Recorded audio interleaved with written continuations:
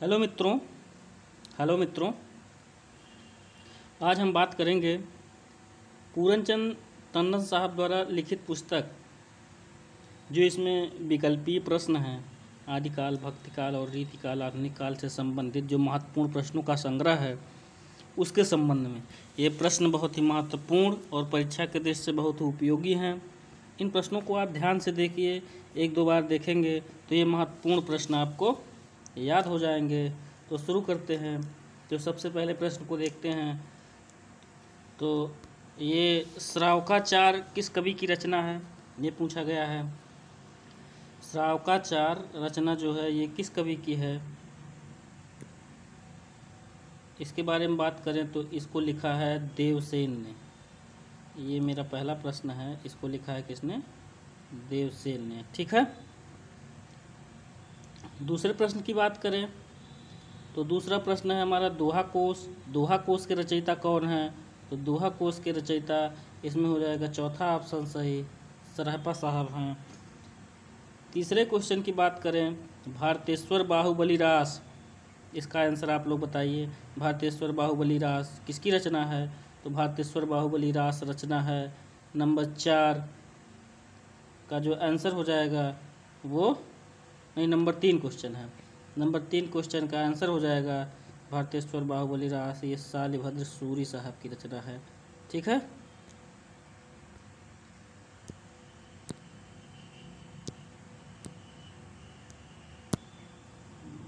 अच्छा, ये प्रश्न हम थोड़ा जल्दी जल्दी आपको कराएंगे ताकि आपका समय ना जाया हो। तो इस कड़ी में अगला क्वेश्चन हम देखते हैं, परमात्म प्रकाश और योग सार जो गद्य रचनाएं हैं, इसकी रचयिता कौन है? तो परमात्म सार और परमात्म प्रकाश और योग सार पुस्तकों के रचयिता जो है ये जोइंदू कवि हैं। कौन है? जोइंदू कवि। चौथा क्वेश्चन है, जोइंदू कवि की रचना है। वर्ण रत्नाकर की बात किया जाए, 5वां क्वेश्चन।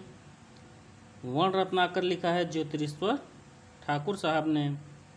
और अगली रचना हम देखते हैं, भाषा सर्वेक्षण किसकी रचना है? तो भाषा सर्वेक्षण रचना है ये श्याम सुंदर दास साहब के। ठीक है। अगला क्वेश्चन की बात करें तो हिंदी साहित्य का प्रथम इतिहास, इस्तवार, द ललित्रोत, इंडो हिंदुस्तानी किस भाषा में लिखी गई है? तो ये हम सभी लोग जानते हैं, ये लिखी गई है फ्रेंच भाषा में, और ये हिंदी साहित्य की प्रथम पुस्तक मानी जाती है। अगले क्वेश्चन की बात करें,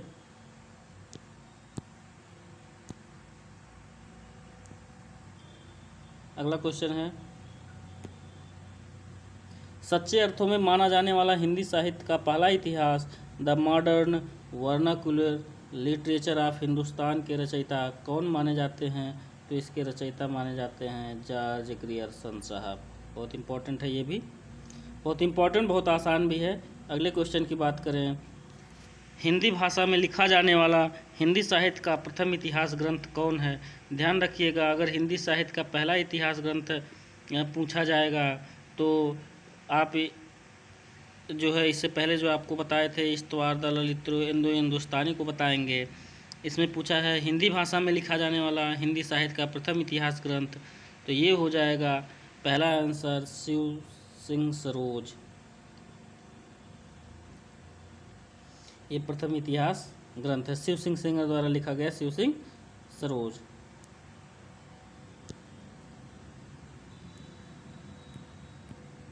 अगला क्वेश्चन देखते हैं,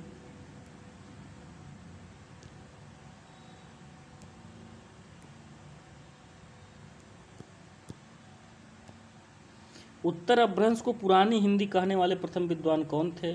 उत्तर अपभ्रंश को पुरानी हिंदी कहने वाले प्रथम विद्वान कौन थे? तो इसका आंसर हो जाएगा चंद्र शर्मा गुलेरी साहब थे।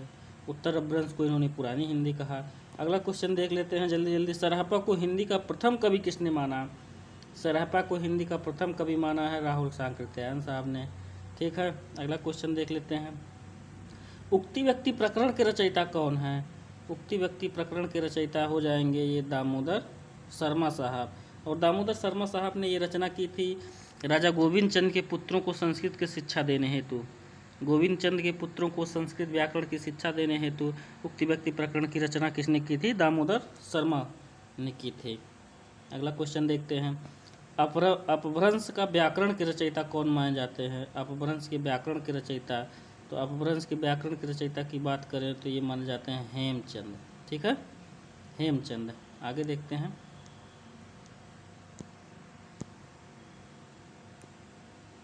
मिश्र बंधुओं द्वारा विरचित मिश्र बंधु विनोद कितने भागों में है? ये आपको बताना है। मिश्र बंधुओं द्वारा ये है 4 भागों में। अगला क्वेश्चन देखते हैं। वीर गाथा काल को संधि काल एवं चारण काल की संज्ञा किसने दी? महत्वपूर्ण क्वेश्चन है, ये आपको बताना है। तो इसको कहा है डॉक्टर रामकुमार वर्मा साहब ने। चारों ऑप्शन हम इसलिए नहीं पढ़ रहे हैं क्योंकि जो है इससे समय ज़्यादा लगता है और जो सही ऑप्शन है उसे पे ही आपका ध्यान जाए, इसीलिए हम एक ही विकल्प का जिक्र कर रहे हैं। अगला क्वेश्चन देखते हैं। आशुगु कवि की रचना कौन सी है? 16 नंबर क्वेश्चन की बात करें तो आशुगु कवि ने लिखा है कौन सी रचना? चंदनबाला रास। और ये हिंदी साहित्य का पहला करुण रस प्रधान रचना माना जाता है। किसकी? आशुगु कवि द्वारा लिखित चंदनबाला रास को। पौमचरियु 17 नंबर क्वेश्चन है। इसको किसने लिखा है? तो पौमचरियु को लिखा है स्वयंभू साहब ने। पौमचरियु को किसने लिखा है? स्वयंभू ने। अगला क्वेश्चन है। शब्दानुशासन के रचयिता कौन है? शब्दानुशासन 18 का 1 नंबर आंसर सही हो जाएगा। शब्दानुशासन 18 प्रश्न का 1 नंबर क्वेश्चन सही होगा। शब्दानुशासन जो है इन्हीं के हैं। और हेमचंद को अपभ्रंश का पाणिनि भी कहा जाता है। अपभ्रंश का पाणिनि किसको कहा जाता है? हेमचंद को। ठीक है, आगे देखते हैं।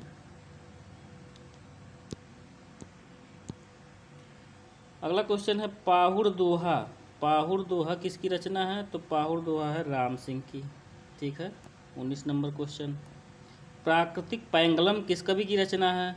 प्राकृतिक पैंगलम किस कवि की रचना है? तो ये है लक्ष्मीधर की। ठीक है। ऋण कुमार चरियु किसकी रचना है? तो ये हो जाएगा पुष्पदंत साहब की। ठीक है। अच्छा, ऋण कुमार चरियु में जो है नाग कुमार के चरित्र का वर्णन किया गया है। ठीक है। अगला क्वेश्चन देखते हैं। जय मयंक जस चंद्रिका के रचयिता कौन माने जाते हैं? जय मयंक जस चंद्रिका के रचयिता माने जाते हैं मधुकर कवि। ठीक है, जय मयंक जस चंद्रिका के रचयिता माने जाते हैं मधुकर कवि। इसमें जो है वर्णन किसका किया गया है? ये कन्नौज के शासक जय सिंह का वर्णन किया गया है। किसमें? जय मयंक जस चंद्रिका, जिसके लेखक हैं मधुकर कवि। अगले क्वेश्चन की बात करें तो अगला क्वेश्चन है उपदेश रसायन। उपदेश रसायन किसकी रचना है? तो उपदेश रसायन के रचनाकार हैं जिनदत्त सूरी। उपदेश रसायन के रचनाकार कौन है? जिनदत्त सूरी। ठीक है, उपदेश रसायन के रचनाकार हैं जिनदत्त सूरी। ठीक है, आगे देखते हैं। अगली रचना है कुमारपाल प्रतिबोध जो है ये रचनाकार है इसके सोमप्रभ सूरी। अब कुमारपाल चरित अगर आपसे पूछ लिया जाएगा तो ये हो जाएंगे हेमचंद। कुमारपाल चरित हेमचंद और कुमारपाल प्रतिरोध सोमप्रभ सूरी। अगले क्वेश्चन की बात करें। आदिकाल को आदिकाल की संज्ञा किसने दी? क्वेश्चन आसान है लेकिन बहुत ही इम्पोर्टेंट भी है। तो इसको संज्ञा दी थी हजारी प्रसाद द्विवेदी ने। आदिकाल को वीर गाथा काल किसने कहा? आदिकाल को वीर गाथा काल कहा था शुक्ल साहब ने। यह भी बहुत इम्पोर्टेंट है। आदिकाल को सिद्ध सामंत काल किसने कहा? आदिकाल को सिद्ध सामंत काल कहा था राहुल सांकृत्यायन साहब ने। किसने कहा था? राहुल सांकृत्यायन साहब ने।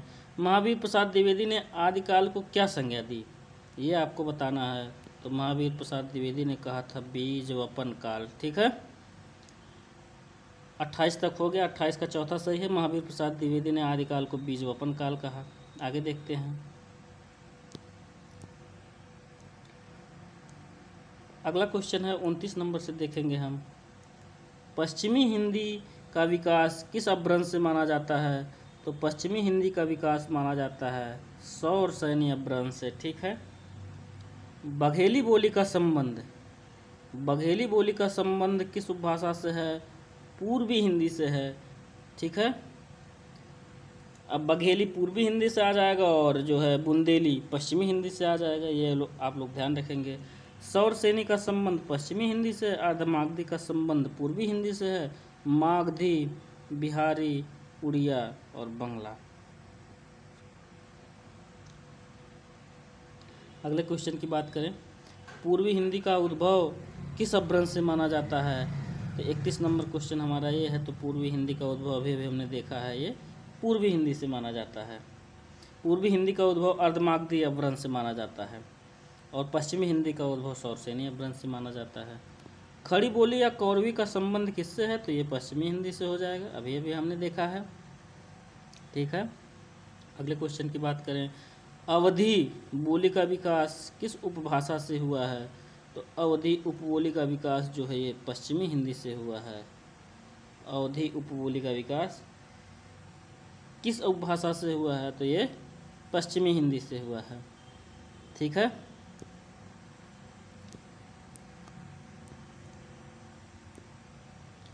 खड़ी बोली का उद्भव अपभ्रंश के किस रूप से हुआ है? खड़ी बोली का उद्भव अपभ्रंश के किस रूप से हुआ है? ये अगला क्वेश्चन है हमारा 34 का तीसरा नंबर। ये अभी अभी हमने आपको बताया है, तो इसका आंसर हो जाएगा सौरसेनी के उत्तरी रूप से। अच्छा, अगर ये ऑप्शन नहीं रहेगा, केवल सौरसेनी रहेगा, तो आप सौरसेनी लगाएंगे, और अगर उत्तरी रूप अगर आ जाएगा, उत्तरी, दक्षिणी, पूर्वी, पश्चिमी पूछे जाएगा, तो इसका आंसर हो जाएगा उत्तरी रूप से। हिंदी की कितनी उपभाषाएं हैं ये आपको बताना है, इम्पोर्टेंट क्वेश्चन है। तो हिंदी की 5 उपभाषाएं हैं। 5 उपभाषाएं कौन कौन सी हैं? पूर्वी हिंदी है, पश्चिमी हिंदी है, बिहारी हिंदी है, राजस्थानी है, पहाड़ी है। पूर्वी हिंदी के अंतर्गत कितनी उपभाषाएं हैं? 3। पश्चिमी हिंदी के अंदर 5, बिहारी के अंदर 3, राजस्थानी के अंदर 4, पहाड़ी के अंदर 3। ठीक है, आगे देखते हैं, हिंदी क्षेत्र की बोलियों की कुल संख्या कितनी है? हिंदी क्षेत्र की कुल बोलियों की संख्या कितनी है? 18 बोलियां हैं। ये सब जोड़ देंगे हम, 5 3 8, 8 3 11, 11 4 15, 15 3 18, ये टोटल हो जाएंगे 18। ठीक है, आगे देखते हैं, पश्चिमी हिंदी भाषा के अंतर्गत कितनी बोलियां हैं? तो पश्चिमी हिंदी भाषा के अंतर्गत 5 बोलियां हैं। यहाँ अभी हमने देखा है। भोजपुरी बोली, भोजपुरी बोली किस क्षेत्र के अंतर्गत आती है? तो भोजपुरी आ जाएगी हमारा बिहारी के अंतर्गत। भोजपुरी आ जाएगी बिहारी के अंतर्गत। आगे देखते हैं,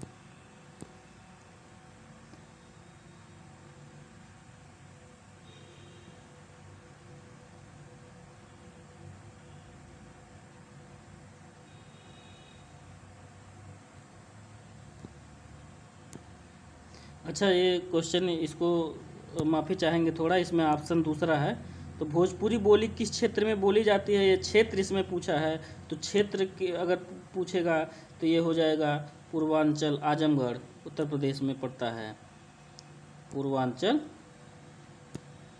ठीक है, आगे देखते हैं, मैथिली बोली का क्षेत्र कहाँ है? मैथिली बोली के क्षेत्र की बात करेंगे तो ऑप्शन है गोरखपुर, लखनऊ, चंपारण और मुंगेर। तो मैथिली बोली के क्षेत्र के बारे में बात करेंगे तो ये हो जाएगा मुंगेर, मुंगेर हो जाएगा ये। आगे देखते हैं, भारतेंदु, रामचंद्र शुक्ल, प्रसाद, प्रेमचंद और दिनकर का संबंध किस बोली से है? तो इसका आंसर बहुत ही आसान है। ये जो है पूछा है कि भारतेंदु, रामचंद्र शुक्ल, प्रसाद, प्रेमचंद और दिनकर का संबंध किस बोली के क्षेत्र से है? किस बोली से है नहीं, किस बोली के क्षेत्र से है। तो इसका आंसर हो जाएगा भोजपुरी बोली, भोजपुरी बोली के क्षेत्र से है, मतलब इनके जन्म स्थान के आधार पर पूछ लिया है ये। अगला क्वेश्चन देखते हैं, भाषा विज्ञान में प्रायः किन उपभाषाओं को हिंदी माना जाता है? भाषा विज्ञान में प्रायः किन उपभाषाओं को हिंदी माना जाता है, ये आपको बताना है। तो ये इसका आंसर हो जाएगा पश्चिमी हिंदी और पूर्वी हिंदी को हिंदी माना जाता है। भाषा विज्ञान में कितने उपभाषाएं हैं ये अगर पूछा जाएगा तो ये 5 हैं। ठीक है, आगे देखते हैं, अपभ्रंश में स्वरों की संख्या कितनी होती है? तो अपभ्रंश में स्वरों की संख्या होती है 8। अपभ्रंश में स्वरों की संख्या होती है 8। अगला क्वेश्चन देखते हैं। अपभ्रंश में कौन से व्यंजन नहीं थे? ये 4 ऑप्शन दिया है आपको। ट ठ नहीं थे, ड ढ नहीं थे, ज्ञ और त्र नहीं थे, र और स नहीं था। तो इसमें ड और ढ नहीं थे। जब अपभ्रंश के स्वर और व्यंजन आप ध्यान से पढ़ेंगे 1-2 बार तो आपको ये समझ में आएगा कौन से वर्ण थे कौन से नहीं थे, और अपभ्रंश में कितने स्वर थे ये बात किया जाएगा तो ये 8 थे। अगला क्वेश्चन देखते हैं। हिंदी निम्न में से हिंदी की प्रथम रचना कौन सी मानी जाती है? ये आपको बताना है। हिंदी की प्रथम रचना मानी जाती है श्रावकाचार। इसके लेखक कौन है? देवसेन। देवसेन इसके लेखक है। ये हिंदी की प्रथम रचना मानी जाती है। आदिकाल को वीर काल किसने कहा? ये आपको बताना है। तो आदिकाल को वीर काल कहा था राम कुमार वर्मा, हजारी प्रसाद द्विवेदी, डॉक्टर रमाशंकर शुक्ल रसाल और विश्वनाथ प्रसाद मिश्र। तो आदिकाल को वीर काल कहा था विश्वनाथ प्रसाद मिश्र ने। आगे देखते हैं। हिंदी साहित्य के विभिन्न कालों का काल विभाजन करके नामकरण करने वाले प्रथम इतिहासकार कौन हैं? ये आपको बताना है। 46 नंबर क्वेश्चन है ये। तो इसका जो है आंसर हो जाएगा ग्रियर्सन। प्रथम विद्वान पूछा है तो सबसे पहले काल विभाजन करके इन्होंने ही इसका नामकरण किया था। अगला क्वेश्चन 47 नंबर क्वेश्चन देखेंगे। अब हम लोग 47 नंबर क्वेश्चन देखते हैं। संदेश रासक एक रचना है। संदेश रासक। संदेश रासक के रचनाकार कौन है? अब्दुल रहमान। खुमान रासों के रचनाकार कौन है? 48 नंबर क्वेश्चन इसके बाद आ जाएगा। तो खुमान रासों के हैं दलपति विजय। अब खुमान रासों में वर्णन किस चीज़ का है? इसमें चित्तौड़ के शासक खुमान एवं बगदाद के अलमामू के युद्धों का वर्णन है। चित्तौड़ के शासक खुमान एवं बगदाद के खलीफा अलमामू के युद्धों का वर्णन किसमें है? खुमान रासों में। अगला क्वेश्चन देखते हैं। निम्न में से कौन सा रासो काव्य आलखंड के नाम से प्रचलित है? ये आपको बताना है। तो इसका आंसर हो जाएगा परमाल रासो। परमाल रासो जो है आलखंड के नाम से चर्चित है। अगला क्वेश्चन देख लेते हैं। निम्न में से मूलतः गेय रासो काव्य कौन सा है जिसको गाया जा सकता हो? तो ये हो जाएगा आपका बिसल देव रासो। ये कितने खंडों में विभाजित है? 4 खंडों में।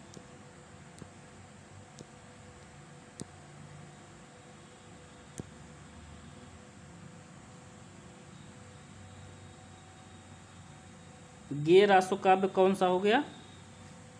ये हमने आपको बताया, ये है बिसल देव रासो।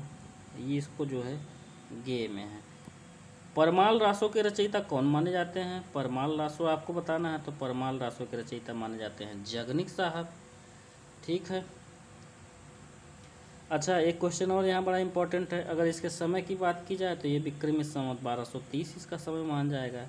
कौन से विद्वान परमाल रासो को अर्ध प्रमाणिक मानते हैं? इसकी बात की जाए तो ये जो है हजारी प्रसाद द्विवेदी परमाल रासो को अर्ध प्रमाणिक मानते हैं। ये भी बहुत इम्पोर्टेंट है। आगे देखते हैं। पृथ्वीराज रासो के नागरी प्रचारणी सभा काशी संस्करण जो कि 4 संस्करणों में सबसे बड़ा है के अनुसार कितने समय हैं? यानी कि पृथ्वीराज रासो जो एक महाकाव्य है के नागरी प्रचारणी सभा जो काशी संस्करण है इसके 4 संस्करणों में सबसे बड़ा संस्करण कौन सा माना जाता है? और सबसे बड़े संस्करण में कितने खंड हैं ये आपको बताना है। तो सबसे बड़े जो है संस्करण में 69, इसका 2 ऑप्शन जो है 2 नंबर 69, जिसमें 61 तो चंद्रवरदाई ने लिखा और 8 उनके पुत्र जल्हड़ ने लिखा था। ये देखेंगे। अगला क्वेश्चन देखेंगे। पृथ्वीराज रासो को प्रमाणिक मानने वाले विद्वान निम्न में से कौन से हैं? पृथ्वीराज रासो को प्रमाणिक जिन्होंने माना है उन विद्वानों में से एक का चुनाव करना है आपको। तो इसमें हो जाएंगे डॉक्टर श्याम सुंदर दास। ठीक है। पृथ्वीराज रासो को प्रमाणिक मानने वाले विद्वान निम्न में से कौन से हैं? डॉक्टर श्याम सुंदर दास, इन्होंने प्रमाणिक माना है। ठीक है। अगला क्वेश्चन देखते हैं 54 नंबर क्वेश्चन। पृथ्वीराज रासो को सर्वप्रथम अप्रमाणिक मानने वाले, तो अप्रमाणिक मानने वाले में जो है रामचंद्र शुक्ल हो जाएंगे। देखिए रामचंद्र शुक्ल जो है अप्रमाणिक मानते हैं, प्रमाणिक मानते हैं बिल्कुल से श्याम सुंदर दास, और अर्ध प्रमाणिक मानते हैं हजारी प्रसाद द्विवेदी। ये तीनों बहुत महत्वपूर्ण है, तीनों को आपको ध्यान रखना है, ठीक है। अगला क्वेश्चन देते हैं, आचार्य रामचंद्र शुक्ल के अनुसार हिंदी का प्रथम कवि कौन है? तो आचार्य रामचंद्र शुक्ल के अनुसार हिंदी का प्रथम कवि चंद्रवरदाई है, ठीक है। आगे देखते हैं,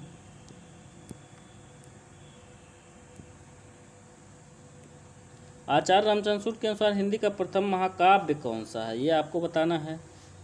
तो प्रथम महाकाव्य हो जाएगा पृथ्वीराज रासो, इसका आंसर हो गया। 57 नंबर क्वेश्चन देखते हैं, रणमल छंद काव्य के रचयिता कौन है?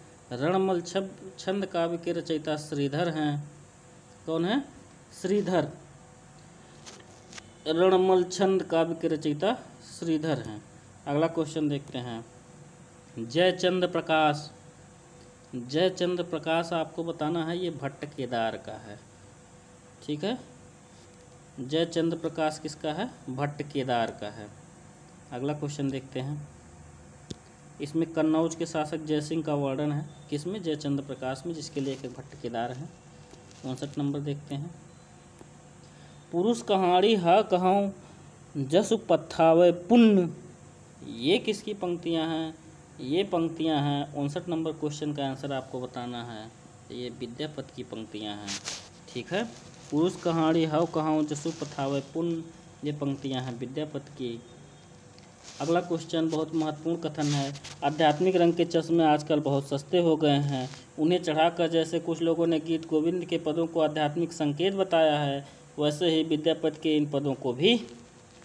ये क्वेश्चन है, इसका आंसर आपको बताना है किस विद्वान का कथन है, तो ये है रामचंद्र शुक्ल साहब का कथन, ठीक है। अगला क्वेश्चन देखते हैं, 12 बरस लय कुकुर जीवे, 12 बरस लय कुकुर जीवे और 13 लय जिये सियार, बरस 18 छत्ते जीवे आगे जीवन को धिक्कार। ये किसकी पंक्तियां हैं? ये आपको बताना है, ये है जगनिक की पंक्तियां। और आगे देखते हैं, साहित्य प्रत्येक देश की जनता की चित्तवृत्ति का संचित प्रतिबिंब है, ये भी इम्पोर्टेंट कथन है। इसका आंसर आपको बताना है, तो इसका आंसर भी हो जाएगा कौन? रामचंद्र शुक्ल।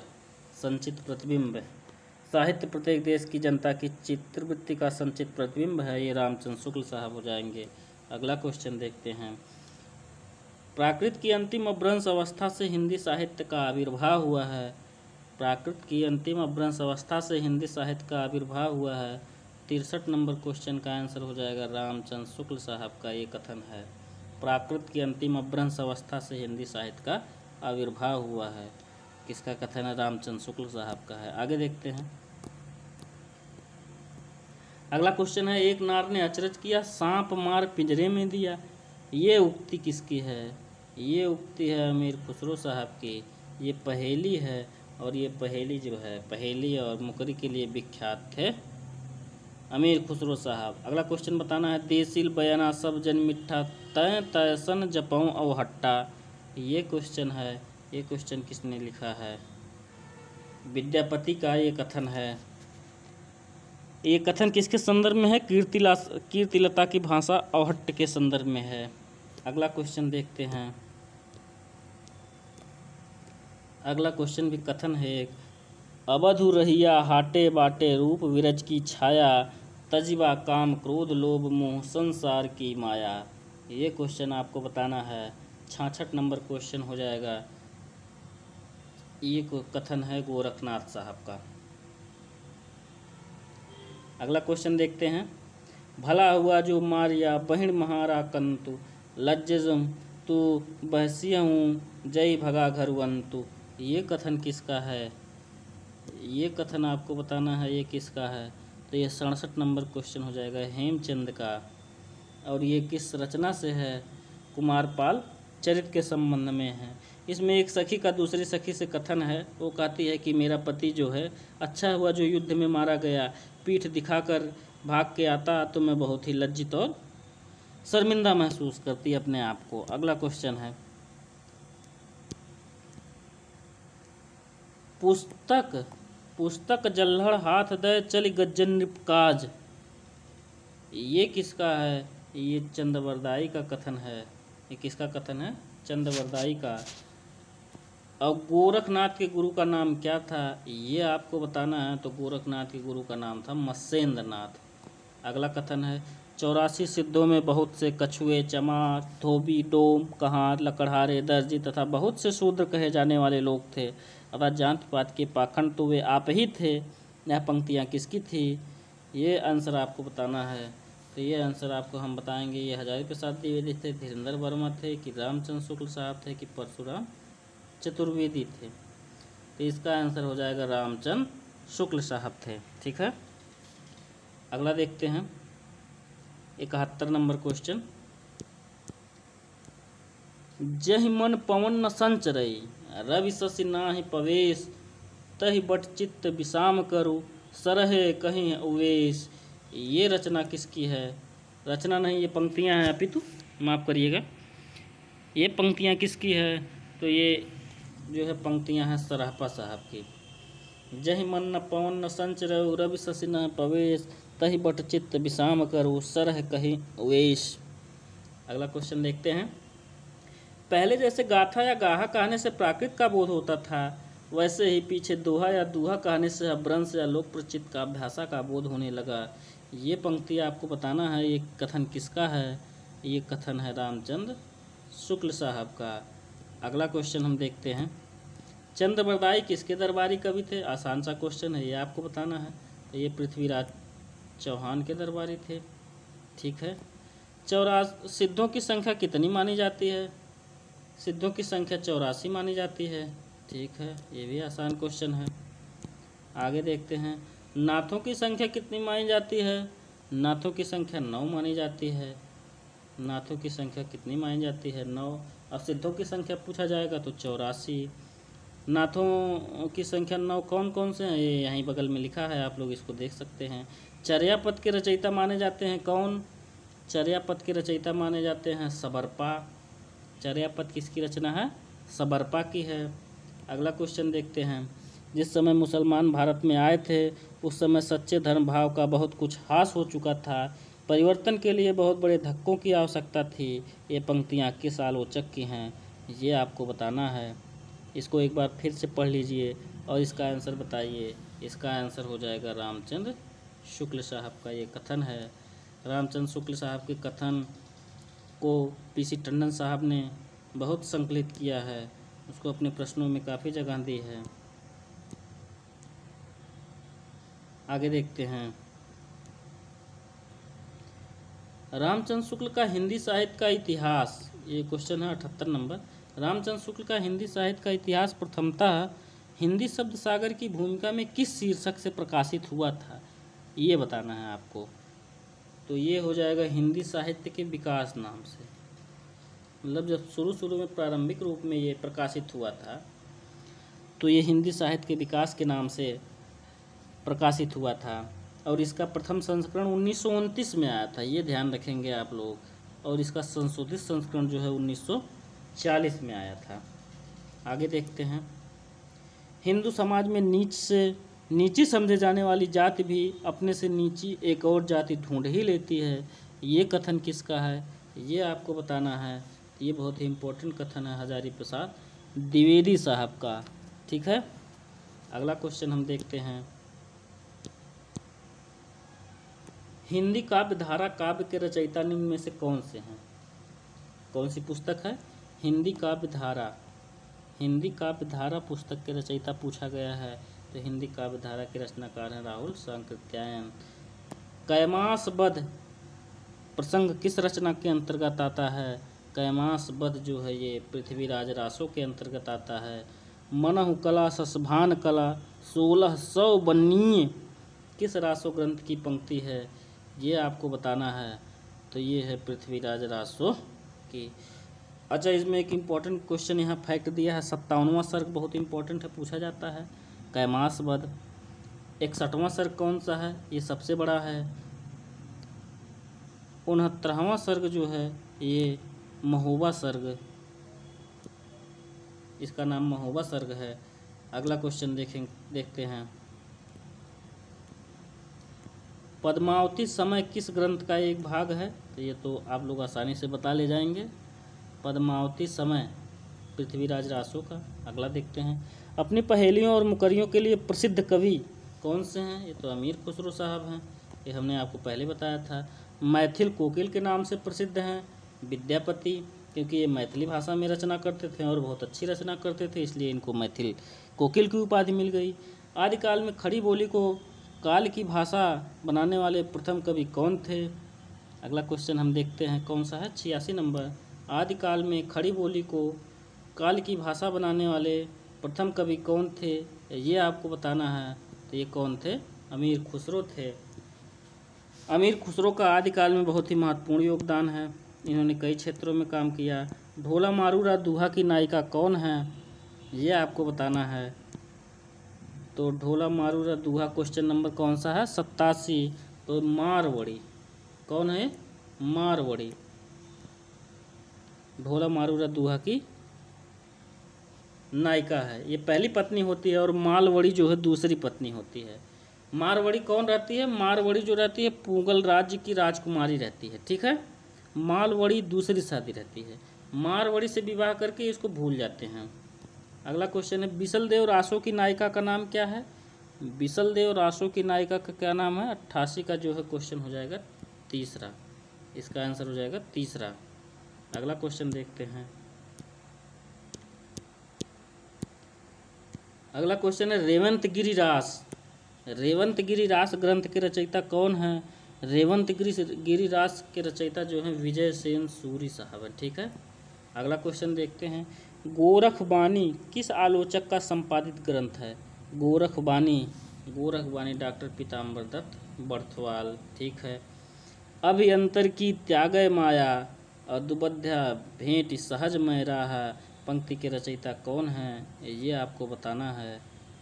अभियंतर की त्यागय माया दुबध्या मेट सहज में राहा, ये पंक्तियां हैं गोरखनाथ साहब की।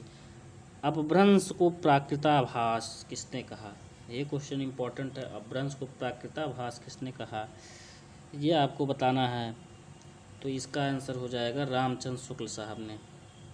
अपभ्रंश को प्राकृताभास किसने कहा था? शुक्ल साहब ने कहा था, ठीक है। अपभ्रंश को प्राकृताभास कहा था शुक्ल साहब ने। अगला क्वेश्चन देखते हैं 93 नंबर। दोहा या दूहा जिस प्रकार अपभ्रंश भाषा से संबंध है, उसी प्रकार गाहा या गाथा का संबंध किस भाषा से है? ये आपको बताना है। तो इसका आंसर हो जाएगा प्राकृत भाषा से। गाहा या गाथा का संबंध किस भाषा से है? प्राकृत से। दोहा या दूहा का संबंध अपभ्रंश से है, तो गाहा या गाथा का संबंध किससे हो जाएगा? प्राकृत से है, ठीक है। ये 93 क्वेश्चन तक हम लोग देख चुके हैं। आगे देखते हैं जो है 94 नंबर क्वेश्चन। गाथा सप्तशती की रचना किस भाषा में हुई है? गाथा सप्तशती की रचना हुई है संस्कृत। इसके रचनाकार हैं हाल कवि। आगे देखते हैं। किस विदेशी विद्वान ने हिंदी व्याकरण सबसे पहले लिखा? ये बताना है आपको। किस विदेशी विद्वान ने हिंदी व्याकरण सबसे पहले लिखा? ये इंपॉर्टेंट क्वेश्चन है। जेसुआ कटलर ने लिखा है। अगला क्वेश्चन देखते हैं। विजयपाल रासो के रचयिता कौन हैं? विजयपाल रासो के रचयिता हो जाएंगे नल्ल सिंह। नल्ल सिंह विजयपाल रासो के रचयिता हो जाएंगे नल्ल सिंह। अगला क्वेश्चन देखते हैं। सहजयान के प्रवर्तक। सहजयान के प्रवर्तक कौन माने जाते हैं? तो सहजयान के प्रवर्तक माने जाते हैं सरहपा साहब। सरहपा साहब माने जाते हैं सहजयान के प्रवर्तक। 98 नंबर क्वेश्चन देखेंगे। 84 सिद्धों में प्रथम सिद्ध कौन थे? 84 सिद्धों में प्रथम सिद्ध जो है कौन माने जाते हैं? ये आपको बताना है। तो ये हो जाएगा सरहपा। 84 सिद्धों में प्रथम सिद्ध कौन माने जाते हैं? सरहपा, ठीक है। आगे देखते हैं। सर्वाधिक चरित काव्य किस साहित्य के अंतर्गत रचे गए? सर्वाधिक चरित काव्य किस साहित्य के अंतर्गत रचे गए? तो ये क्वेश्चन आसान है, इसको आपको बताना है। तो जैन साहित्य में रचे गए। किस साहित्य में रचे गए? जैन साहित्य में। ठीक है। सर्वाधिक चरित्र काव्य जो है करकंड चरित्र। करकंड चरित्र तो हो जाएगा कनकामर, क से करकंड, क से कनकामर। कनकामर मुनि की रचना है। 101 नंबर क्वेश्चन देख लेते हैं, ये आखिरी क्वेश्चन है। भारतीय भाषा में रचना करने वाले प्रथम इस्लाम धर्मावलंबी कवि कौन थे? भारतीय भाषा में रचना करने वाले प्रथम इस्लाम धर्मावलंबी कवि कौन थे? इसका आंसर आपको कमेंट बॉक्स में टाइप करना है। आपके आंसर की प्रतीक्षा करेंगे हम। और ये क्वेश्चन हमने आपको बहुत जल्दी कराए हैं, 1-2 बार आप देख लेंगे तो ये संभवतः आपको याद हो जाएंगे और बहुत ही इम्पोर्टेंट क्वेश्चन है। इसी के साथ ही धन्यवाद।